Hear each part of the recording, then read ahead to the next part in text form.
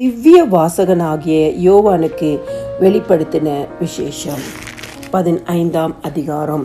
பின்பு வானத்திலே பெரிதும் ஆச்சரியமுமான வேறொரு அடையாளமாகிய கடைசியான 7 வாதைகளை உடைய 7 தூதரை கண்டேன்.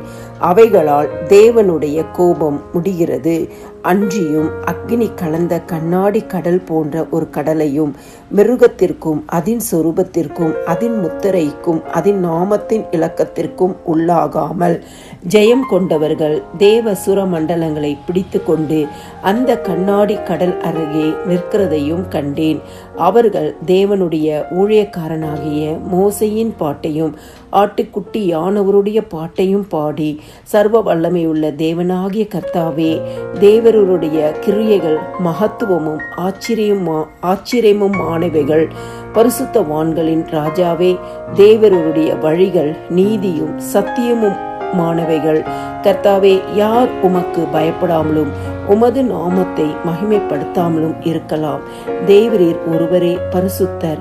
எல்லா ஜாதிகளும் வந்து உமக்கு முன்பாக தொழுது கொள்வார்கள். உம்முடைய நீதியான செயல்கள் வெளியரங்கமாயின என்றார்கள். இவைகளுக்கு பின்பு நான் பார்த்தபோது, இதோ பரலோகத்திலே சாட்சியின் கூடாரமாகிய ஆலயம் திறக்கப்பட்டது. அந்த ஆலயத்திலிருந்து 7 வாதைகளை உடைய அவ்வேழு தூதர்களும் சுத்தமும் பிரகாசமுமான மெல்லிய வஸ்திரம் தரித்து மார்பருகே பொற்கச்சைகளை கட்டி கொண்டு புறப்பட்டார்கள். அப்பொழுது அந்த 4 ஜீவன்களில் ஒன்று சதா காலங்களிலும் உயிரோடு இருக்கிற தேவனுடைய கோபாக்கனையால் நிறைந்த பொற்கலசங்கள் 7ஐயும் அந்த 7 தூதர்களுக்கும் கொடுத்தது. அப்பொழுது தேவனுடைய மகிமையினாலும் அவருடைய வல்லமையினாலும் உண்டான புகையினாலே தேவாலயம் நிறைந்தது.